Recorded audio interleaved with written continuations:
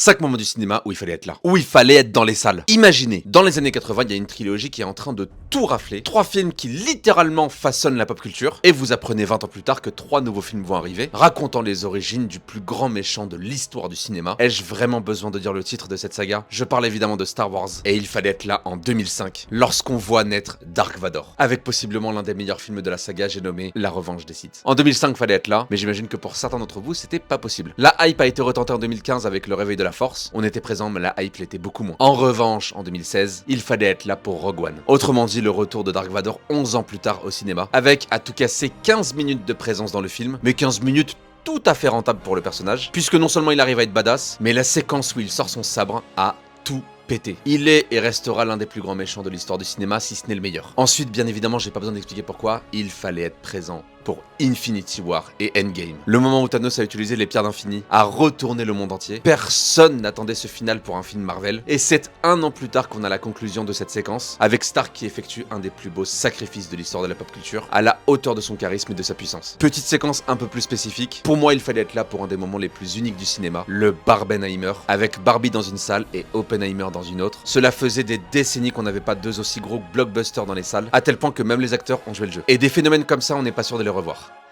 Quoique. Et enfin le dernier, on va pas se leurrer. Je sais qu'il y en a beaucoup qui n'ont pas aimé ce film, mais soyons honnêtes 30 secondes, il fallait être là pour Spider-Man No Way Home. Parce que pendant 1 an, on se posait la question, va-t-il y avoir les 2 autres Spider-Man? Et lorsqu'Andrew Garfield retire son masque, les images parlent d'elles-mêmes. Et vu que je suis vieux, je suis aussi très content d'avoir été présent pendant ces 5 moments du cinéma. Et il y en a un 6ème qui va arriver, on l'a déjà nommé, le Super Jurassic. Car pendant 1 mois, on aura le prochain film Jurassic Park, le nouveau film Superman, et les 4 Fantastiques. Ça va foisonner dans le cinéma, et on va se régaler. Et bien entendu, je l'espère, je serai là pour vous en parler. Mettez-moi en commentaire les moments où il fallait être dans les salles, j'attends vos retours, et on se dit à demain pour une nouvelle vidéo.